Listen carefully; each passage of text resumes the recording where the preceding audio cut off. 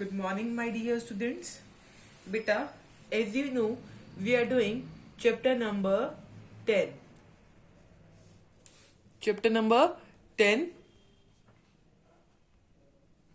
Chapter name is Financial Market.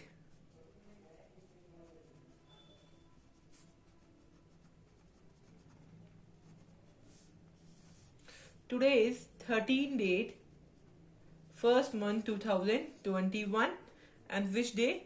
Wednesday. Clear, बच्चा? Beta, as you know, in our previous video, I have told you about stock exchange and functions of stock exchange. Clear? ये हम हमारी previous video में पढ़ चुके हैं. तो हमने स्टॉक एक्सचेंज के बारे में क्या पढ़ा था? अगर आपको याद हो कि हमने स्टॉक एक्सचेंज में क्या पढ़ा था, क्या पर्पस होता है स्टॉक एक्सचेंज का?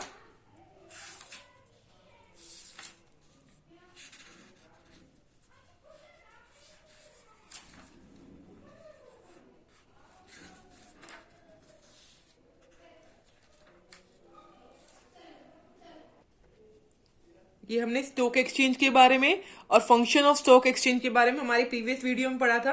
What is stock exchange? Stock exchange refers to, stock exchange क्या होती है?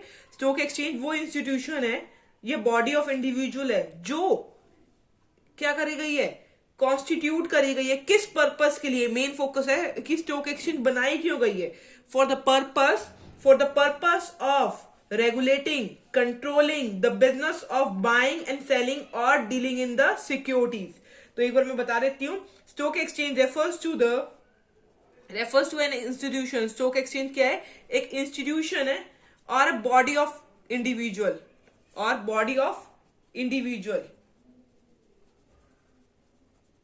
which is constituted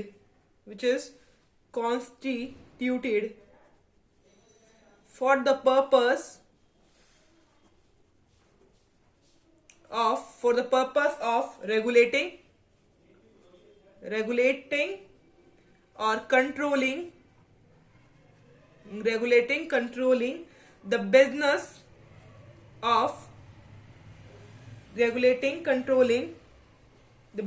of buying and selling और डीलिंग इन सिक्योरिटीज. तो आपको याद रखना है जो main purpose of stock exchange क्या होता है. The main purpose of stock exchange is buying, selling and dealing in securities. Clear बच्चा? बाइंग, सेलिंग और डीलिंग इन सिक्योरिटीज. क्लियर? अब इससे रिलेटेड 1 मार्क्स के हॉट क्वेश्चन में क्या क्वेश्चन आए हुए हैं पेपर में, देखिए. अब आपको बोला जाएगा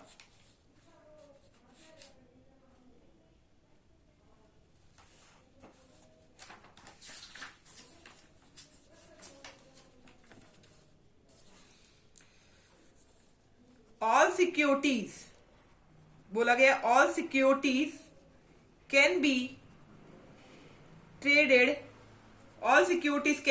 इन द स्टॉक एक्सचेंज. क्या सारी सिक्योरिटीज जो है वो ट्रेडेड हो सकती है स्टॉक एक्सचेंज में? ये क्वेश्चन दे रखा है आपका. Hot and application based question. Do you agree? तो क्या आपका आंसर होगा इसमें? क्वेश्चन है all securities can be traded in stock exchange. Do you agree?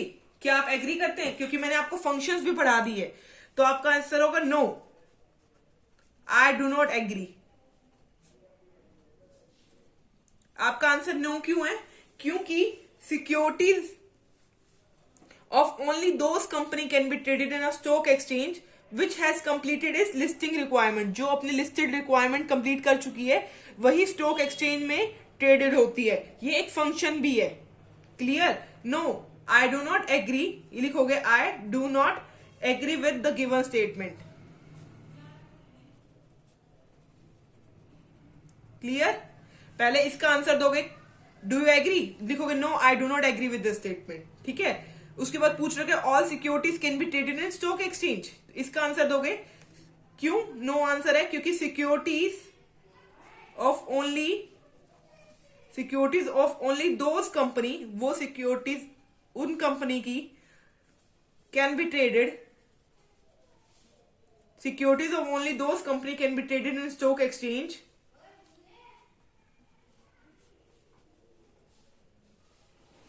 which have completed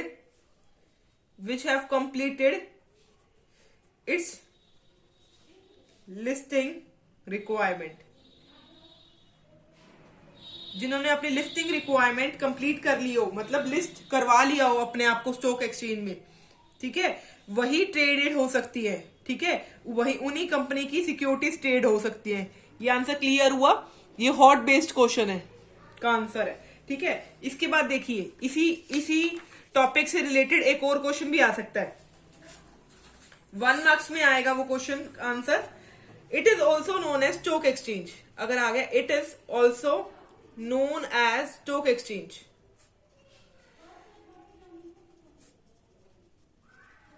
किसको स्टॉक एक्सचेंज कहा जाता है, it is also known as stock exchange. Can you please give me this answer, ये भी 1 marks का answer है। It is also known as stock exchange, किसको stock exchange कहा जाता है, secondary market, secondary market is also known as stock exchange. Clear बच्चा। इसी से रिलेटेड, इसी टॉपिक से रिलेटेड ये कहा गया है, एक और क्वेश्चन देखिए, it deals in sale and purchase, it deals in sale and purchase of previously issued securities, it deals in sale and purchase of previously issued securities, इसमें क्या आंसर आएगा, सेकेंडरी मार्केट। तो secondary market is also known as stock exchange, secondary market deals in sale and purchase of previously issued securities. Clear. हमने stock exchange के बारे में क्या पढ़ा, स्टॉक एक्सचेंज का क्या पर्पस होता है, कंट्रोल करना, रेगुलेट करना the business of buying selling and dealing in securities. और फंक्शंस ऑफ स्टॉक एक्सचेंज हम हमारी प्रीवियस वीडियो में रीड आउट कर चुके हैं। Now we come to the next part which is trading, important part which is trading, जो कई बच्चों को समझ नहीं आया था, इस वजह से मैं एक टॉपिक करवा रही हूं, trading procedure on a stock exchange. कई बच्चों को ट्रेडिंग प्रोसीजर समझ नहीं आया होगा बुक से, स्टॉक एक्सचेंज का ट्रेडिंग प्रोसीजर करवा रहे हैं।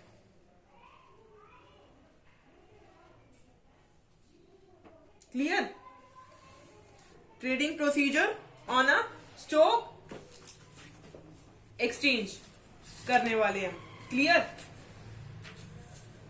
देखो, इससे पहले स्टार्ट करने से पहले आपको पता होना चाहिए, before selling the securities through stock exchange the company has to get their securities listed in stock exchange.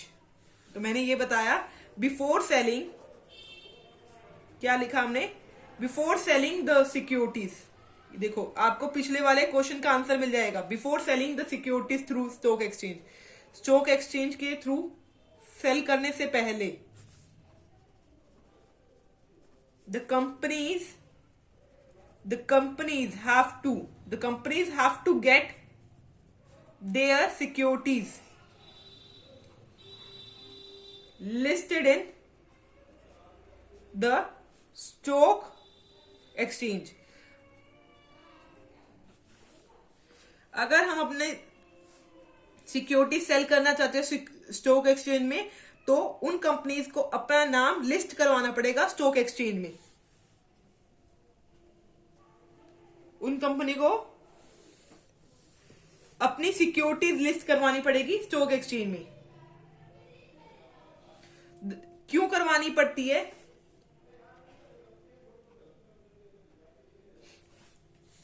क्योंकि जो स्टॉक एक्सचेंज अथॉरिटी होती है वो भी क्या देखती है, कंपनी की साउंडनेस देखती है, कि कंपनी की फाइनेंशियल साउंडनेस देखती है। तो लिखेंगे the name of company is included.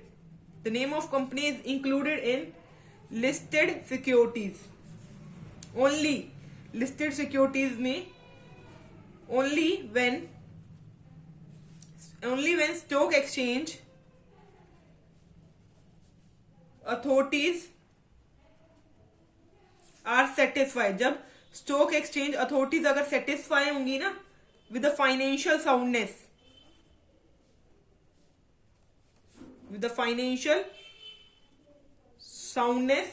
and other aspect of the company, तभी वो नाम लिस्ट करेंगी उन companies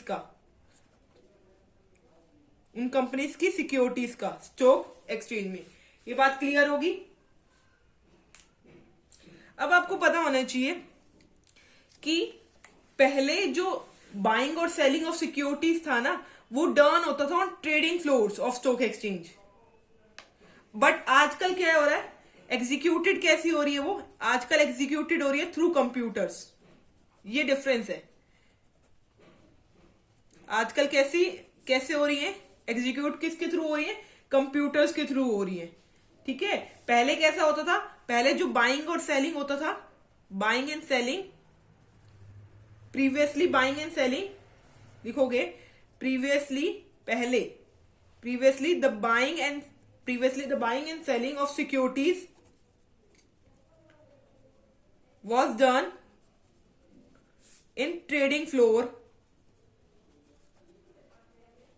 of stock exchange. But आजकल कंप्यूटर पे ही बाइंग एंड सेलिंग होता है। देखो, इसके बाद हम प्रोसेस पढ़ने वाले हैं। देखो कैसे प्रोसेस स्टार्ट होता है। देखो, पहला जो प्रोसेस होता है वो होता है सिलेक्शन ऑफ ब्रोकर्स। क्या होता है पहला प्रोसेस होता है सिलेक्शन ऑफ ब्रोकर। पहले हमें ब्रोकर सेलेक्ट करना है। ठीक है, अब हमें बाय और सेल करनी है सिक्योरिटीज थ्रू सेबी। उसके लिए हमें क्या करना पड़ेगा, ब्रोकर सेलेक्ट करना पड़ेगा। ब्रोकर भी वो जो रजिस्टर्ड हो स्टॉक एक्सचेंज में। ठीक है, सिलेक्शन ऑफ ब्रोकर मतलब पहला हमारा काम क्या है, सिलेक्ट करना ब्रोकर। अगर हमें बाइंग एंड सेलिंग करनी है सिक्योरिटीज की, buying and selling of securities करनी है, तो can only be done through SEBI registered broker who are the member of stock exchange। यहां तक क्लियर हुआ बच्चा। देखो, अगर हमें बाइंग और सेलिंग सिक्योरिटीज की करनी है थ्रू कैन ओनली ऐसे buying and selling of securities can only be done through SEBI registered broker who is a member of stock exchange. Clear. अगर हमें buying and selling of securities करनी तो हमें किसके थ्रू करनी है, रजिस्टर्ड ब्रोकर। क्लियर। तो फर्स्ट स्टेप क्या हुआ हमारा, सेलेक्ट करना रजिस्टर्ड ब्रोकर, जो क्या करेगा, who will buy, select registered broker who will buy और सेल सिक्योरिटीज हमारे बिहाफ पे, मतलब हु विल बाय और sell securities on behalf of investor. देखो, इन्वेस्टर जो है वो डायरेक्ट कांटेक्ट नहीं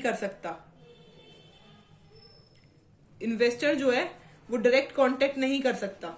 उसको क्या करना पड़ेगा, इन्वेस्टर को क्या करना पड़ेगा, सेलेक्ट करना पड़ेगा। सेलेक्ट करना पड़ेगा ब्रोकर, और ब्रोकर क्या करेगा, बाय करेगा और एंड सेल करेगा सिक्योरिटीज। बाय और सेल करेगा सिक्योरिटीज किसके बिहाफ पे, इन्वेस्टर के बिहाफ पे। ये कंप्लीट हुआ। और before placing order to registered broker, investor has to provide other detail. Investor को बहुत सारी डिटेल प्रोवाइड करनी पड़ती है ब्रोकर को। वो क्या है, pan card, pan number provide करना पड़ता है, डेट। ये सारी बुक में आपकी दे रखी है, वो आप यहां से रीड करोगे। ठीक है, date of birth and address, मतलब मेन पॉइंट क्या है, पहला पॉइंट हमारा है सिलेक्शन ऑफ ब्रोकर। सिलेक्ट करना पड़ेगा हमें registered broker. Registered broker select कर लेंगे और रजिस्टर्ड ब्रोकर हमारे बिहाफ पे क्या कर देगा, सिक्योरिटीज बाय करेगा। और हमें जो इन्वेस्टर होगा उसको काफी सारी डिटेल्स किसको देनी पड़ेगी, रजिस्टर्ड ब्रोकर को, जैसे कि पैन नंबर देना पड़ेगा, डेट ऑफ बर्थ देनी पड़ेगी, बैंक अकाउंट डिटेल्स देनी पड़ेगी, ठीक है, बैंक अकाउंट डिटेल्स देनी पड़ेगी उसको, ठीक है, एजुकेशन क्वालिफिकेशन देनी पड़ेगी, सारी डिटेल्स। और हर एक पॉइंट आपकी बुक में बता रहा है क्या क्या इंफॉर्मेशन देनी पड़ेगी, सारा लर्न कर लेना, ठीक है। इस सेकंड पॉइंट पे आ जाओ। अब सेकंड पॉइंट जो इंपॉर्टेंट पॉइंट है, opening demat account. Opening demat account with depository. Second point है opening demat account with depository. अब देखो, अब हमें इन्वेस्टर को ओपन करवाना पड़ेगा डीमेट अकाउंट डिपोजिटरी के बाद। पर पहले आपको पता होना चाहिए डिपोजिटरी कौन है। अब आपको पता होना चाहिए डिपोजिटरी कौन है। डिपोजिटरी एक इंस्टीट्यूशन है या एक ऑर्गेनाइजेशन है जो होल्ड करती है, हु होल्ड सिक्योरिटीज। सिक्योरिटीज कौन सी, share, debentures, bond, mutual funds. Opening demat account with depository, आपको पता लग गया डिपोजिटरी कौन है। डिपोजिटरी एक इंस्टीट्यूशन है या ऑर्गेनाइजेशन जो होल्ड करती है सिक्योरिटीज। अब डीमेट अकाउंट क्या होता है और हमें ओपन करवाना होता है डीमेट अकाउंट का मतलब क्या है, देखो।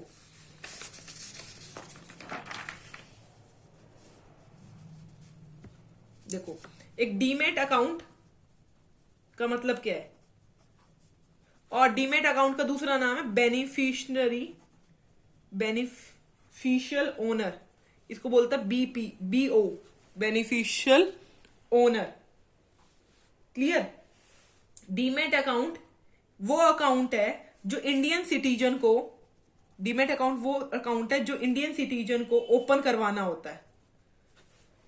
किसकी हेल्प से। अब डीमेट अकाउंट जो है इंडियन सिटीजन को ओपन करवाना है विद, कहां पर ओपन करवाएगा demat account, with the depository participant. अब एक और वर्ड आया डिपोजिटरी पार्टिसिपेंट। अब डिपोजिटरी पार्टिसिपेंट कौन होता है, याद रखो। डिपोजिटरी पार्टिसिपेंट एक बैंक होता है या स्टॉक ब्रोकर होता है, या आपका ब्रोकर, ठीक है। जैसे इंडियन सिटीजन ने इन्वेस्टर है, इन्वेस्टर को एक डीमेट अकाउंट खुलवाना है, तो डीमेट अकाउंट के लिए उसको कहां, किसके पास जाना पड़ेगा, डिपोजिटरी पार्टिसिपेंट के पास जाना पड़ेगा। इन्वेस्टर को कहां जाना पड़ेगा, डिपोजिटरी पार्टिसिपेंट के पास जाना पड़ेगा, मतलब बैंक के पास गया इन्वेस्टर, ठीक है, डिपोजिटरी पार्टिसिपेंट के पास, ठीक है। डिपोजिटरी पार्टिसिपेंट जो होगा वो किससे लिंक करेगा, डिपोजिटरी से। डिपोजिटरी क्या था, वो इंस्टीट्यूशन जो होल्ड करता है सिक्योरिटीज। आपने कांटेक्ट किससे करा, ब्रोकर से करा। इन्वेस्टर ने अपने ब्रोकर से कांटेक्ट करा, ब्रोकर ने किसके साथ कांटेक्ट करा, वो इंस्टीट्यूशन के साथ कांटेक्ट करा जो होल्ड करती है सिक्योरिटीज। अच्छा, इस बात में आपको ये समझ नहीं आया कि डीमेट अकाउंट क्या होता है ना। डीमेट अकाउंट क्या होता है, देखो।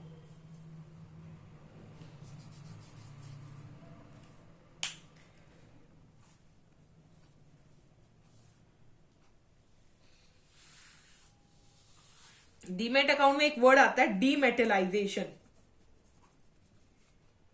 डीमेटलाइजेशन, डीमेटलाइजेशन एक वर्ड आता है। डीमेटलाइजेशन क्या होता है, refers to holding securities in electronic form.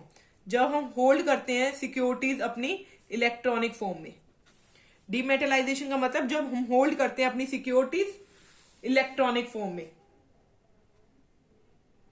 इसमें मैंने क्या बताया, इन्वेस्टर को एक डीमेट अकाउंट खुलवाना है। किसके पास खुलवाना है, डिपॉजिटरी के पास खुलवाना है। और इन्वेस्टर डिपॉजिटरी के साथ डायरेक्ट कांटेक्ट नहीं कर सकती, इन्वेस्टर को ब्रोकर के पास जाना पड़ेगा। ब्रोकर जो होगा डिपॉजिटरी के पास उसका डीमेट अकाउंट खुलवाएगा। ठीक है, डीमेट अकाउंट का मतलब वो अकाउंट जिसके अकॉर्डिंग हम होल्ड कर पाएंगे, इन्वेस्टर के पास इन्वेस्टर होल्ड कर पाएगा सिक्योरिटीज इन इलेक्ट्रॉनिक फॉर्म। ठीक है, पहले हम जो सिक्योरिटीज होती थी वो फिजिकली रख सकते थे, फिजिकल शेयर्स, बट आजकल क्या होता है इलेक्ट्रॉनिकल फॉर्म्स हो जाता है। ठीक है, अब डीमेटेलाइजेशन के बहुत सारे बेनिफिट है। क्या कि पेपर वर्क कम हो गया है, रिड्यूसेस पेपर वर्क, वो भी मैं आपको बता दूंगी, पहले हम प्रोसीजर पढ़ रहे हैं। ठीक है, रिड्यूसेस पेपर वर्क, अगर इलेक्ट्रॉनिक फॉर्म है तो पेपर वर्क खत्म हो गया, डेंजर खत्म हो गया, थेफ्ट खत्म हो गया। ठीक है, ब्रोकर की रिस्पॉन्सिबिलिटी बढ़ गई, इसमें यहां तक आ गई। ठीक है, अब आपको पता चल गया कि opening demat account with depository का मतलब क्या हुआ। सेकेंड स्टेप जो है ओपन करवाना है हमारा डीमेट अकाउंट। डीमेट अकाउंट कैसे खुलेगा, इन्वेस्टर ब्रोकर मतलब डिपॉजिटरी पार्टिसिपेंट के पास जाएगा, डिपॉजिटरी पार्टिसिपेंट जो होगा वो डिपॉजिटरी के पास जाएगा। डिपॉजिटरी एक वो इंस्टीट्यूशन है जो होल्ड करती है सिक्योरिटीज। ठीक है, दो डिपॉजिटरी है इंडिया में दो डिपॉजिटरी है। ठीक है, इंडिया में दो डिपॉजिटरी है, कौन सी NSDL, national securities depository limited. ठीक है, CDSL, सेंट्रल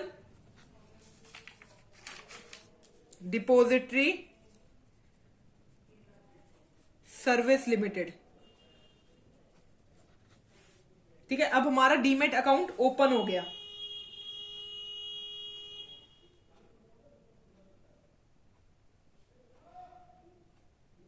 ठीक है, अब हमारा डीमेट अकाउंट खुल गया। ठीक है, डीमेट अकाउंट खुलने के बाद हम क्या करेंगे, प्लेसिंग द ऑर्डर। अब हमारा अकाउंट खुल गया, अब हम इलेक्ट्रॉनिकली हमें मिल जाएगी, अगर हमें सिक्योरिटी देनी होगी तो इलेक्ट्रॉनिक फॉर्म में मिल जाएगी। अब प्लेसिंग द ऑर्डर, अब हम प्लेस करेंगे ऑर्डर। अब देखो हम प्लेस ऑर्डर किसके पास, डिपॉजिटरी के पास नहीं करेंगे, हम प्लेस किसके पास, हमारा कॉन्टेक्ट किसके साथ है, डिपॉजिटरी पार्टिसिपेंट के बाद। तो ओपन करने के बाद हम क्या करेंगे, इन्वेस्टर क्या करेगा, इन्वेस्टर प्लेस करेगा ऑर्डर। ये ठीक है, investor can place the order. ठीक है, अब इन्वेस्टर प्लेस करेगा order, the order can be place to the broker. जो ऑर्डर होगा वो प्लेस किसको करेगा, ब्रोकर को। The order can be placed to the broker, broker को प्लेस करेगा ऑर्डर। आइदर पर्सनली करेगा ऑर्डर प्लेस, और थ्रू फोन और ईमेल एक्सेट्रा। यहां तक खत्म। अब देखो, अब इसने फोर्थ पॉइंट पे आ जाओ। फोर्थ पॉइंट है मैच, ऑर्डर प्लेस करने के बाद match the shares and best price. उसने ऑर्डर दे दिया, प्लेस कर दिया ऑर्डर। अब उसके ऑर्डर प्लेस करने के बाद जो इन्वेस्टर होगा वो इन्वेस्टर के प्लेस करने के बाद ऑर्डर, जो ब्रोकर होगा वो ऑनलाइन जाएगा और क्या करेगा, देखेगा, मैच करेगा शेयर को बेस्ट प्राइस अवेलेबल के साथ। क्या करेगा, अब नेक्स्ट पॉइंट क्या हमारा, जो ब्रोकर होगा विल देन गो ऑनलाइन, जो ब्रोकर होगा ऑनलाइन जाएगा and contact to the main stock exchange. देखो, अब इन्वेस्टर ने तो मुझे ऑर्डर प्लेस कर लिया, अब मैं ऑर्डर प्लेस कर लिया, अब जो ब्रोकर होगा वो ऑनलाइन जाएगा स्टॉक एक्सचेंज की स्क्रीन पे। ठीक है, और वो देखेगा कि बेस्ट शेयर कौन सा है और मैच कौन सा बेस्ट शेयर का, और जोन से प्राइस पे हमारे इन्वेस्टर को चाहिए वो खरीद लेगा वो। ठीक है, the broker will then go online and contact the main stock exchange and match the share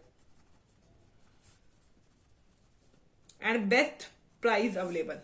clear यहां तक। इसके बाद देखो, अब उसने मैच कर लिया, इसके बाद मैच वगैरह करने के बाद एग्जीक्यूशन ऑफ ऑर्डर, एग्जीक्यूटिंग करेंगे ऑर्डर को, ठीक है। इसके बाद हम क्या करेंगे, एग्जीक्यूट करेंगे ऑर्डर को। उसने मैच कर लिया, ऑनलाइन जाके सब कुछ कर लिया, अब एग्जीक्यूट करेगा ऑर्डर, ठीक है। एग्जीक्यूट कैसे करेगा ऑर्डर, इलेक्ट्रॉनिकली प्लेस करेगा उसको ऑर्डर को, एग्जीक्यूटिंग द ऑर्डर इलेक्ट्रॉनिकली।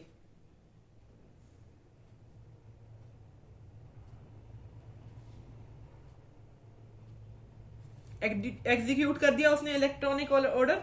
अब ब्रोकर क्या करेगा, ब्रोकर ने एग्जीक्यूट कर दिया, ब्रोकर जो होगा वो स्लिप इशू करेगा, issue a trade confirmation slip. अब हमने ऑर्डर प्लेस कर दिया, इन्वेस्टर को तो बताएं, तो ब्रोकर जो होगा इशू करेगा trade confirmation slip to investor, investor को उसने स्लिप दे दी, ठीक है। एग्जीक्यूट होने के बाद ऑर्डर, उसके बाद करते हैं इशू ऑफ कॉन्ट्रैक्ट नोट। देखो इसके बाद एग्जीक्यूट होने के बाद, एग्जीक्यूट होने के बाद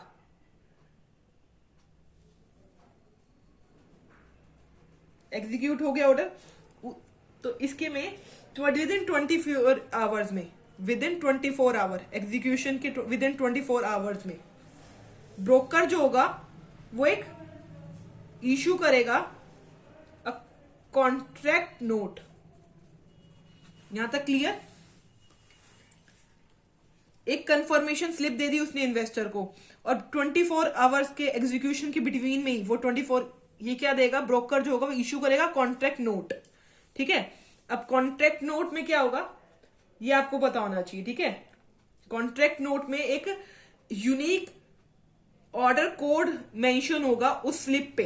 ये देखो मैं बताती हूं, एक unique order code number is assigned to each transaction. एक यूनिक ऑर्डर नंबर, ये कोड नंबर जो होता है वो असाइंड होता है हर एक ट्रांजेक्शन को by the stock exchange. Stock exchange है ना, वो हर एक ट्रांजेक्शन को एक यूनिक नंबर देती है, वो प्रिंटेड होता है किस पे, and printed on the contract note, वो कॉन्ट्रैक्ट नोट पे प्रिंटेड होता है। तो वो कॉन्ट्रैक्ट नोट ब्रोकर जो है वो इशू करेगा, किसको किसको इशू करेगा, ये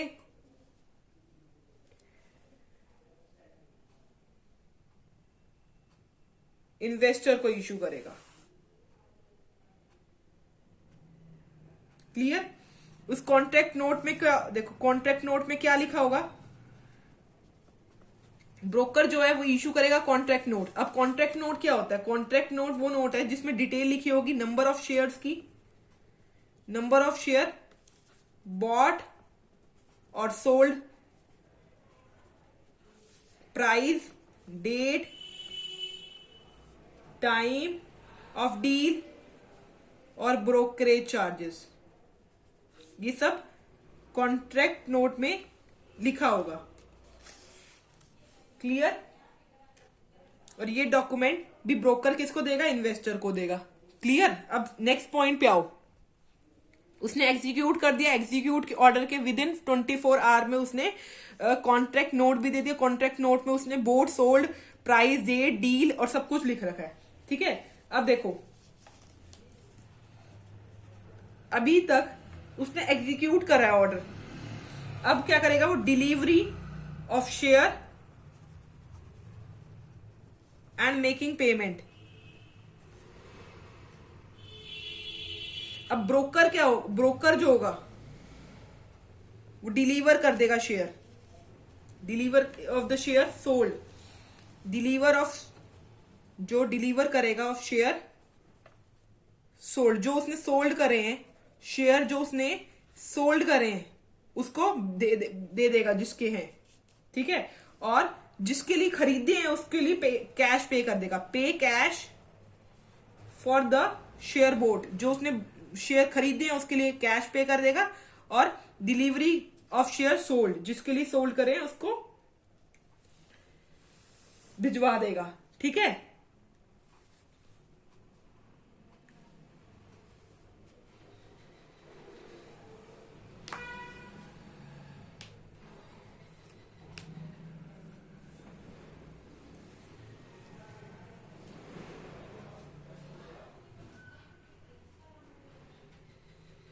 इस डे को क्या कहते हैं? पे इन डे। क्या कहते हैं इस डे को? पे इन डे। इस डे को क्या कहते हैं? पे इन डे।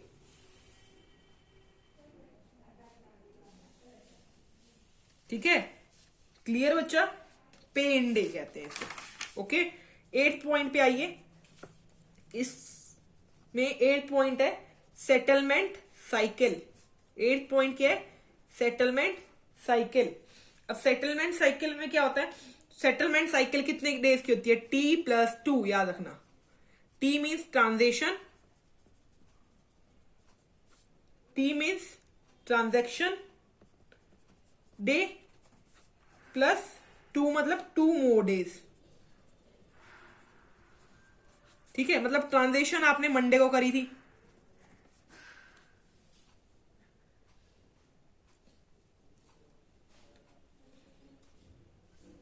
ठीक है, मीन एग्जीक्यूट करा ऑर्डर मंडे को। क्लियर? तो पेमेंट आपकी ट्रांजेक्शन मंडे को ही, पेमेंट 2 मोर डेज मतलब पेमेंट जो है आपकी वेनेसडे तक हो जानी चाहिए।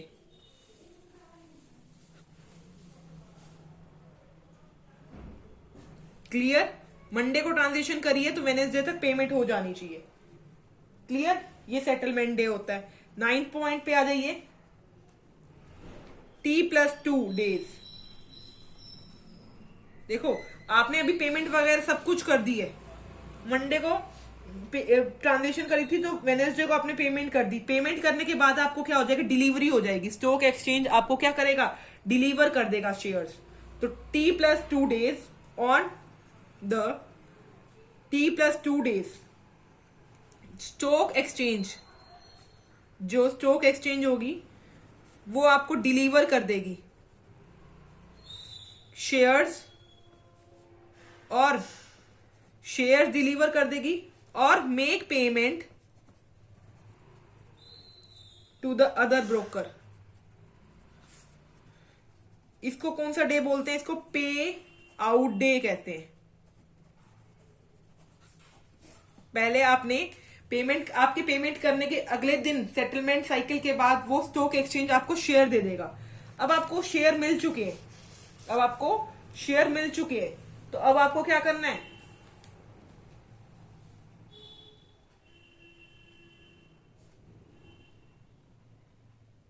आपको शेयर मिल चुके हैं और पेमेंट भी मिल चुकी है।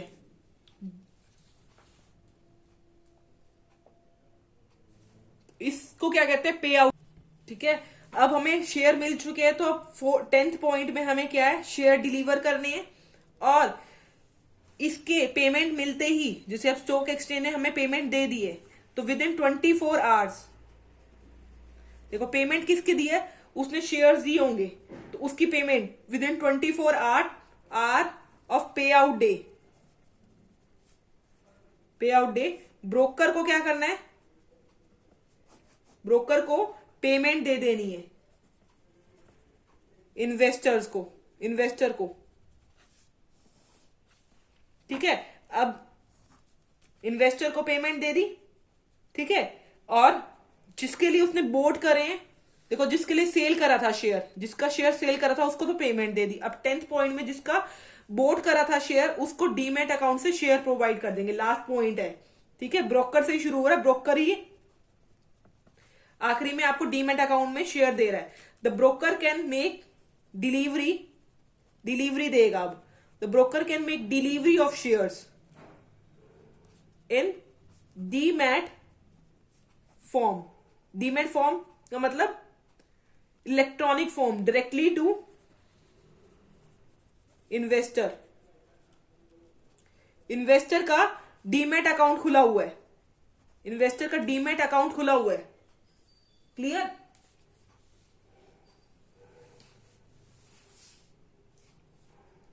डीमैट अकाउंट,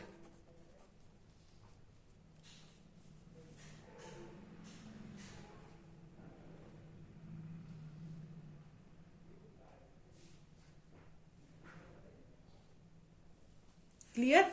इसके लिए इन्वेस्टर को अपनी डिटेल्स जो होती हैं इन्वेस्टर को डिटेल जो होती है अपने डीमैट अकाउंट की वो देनी होती है।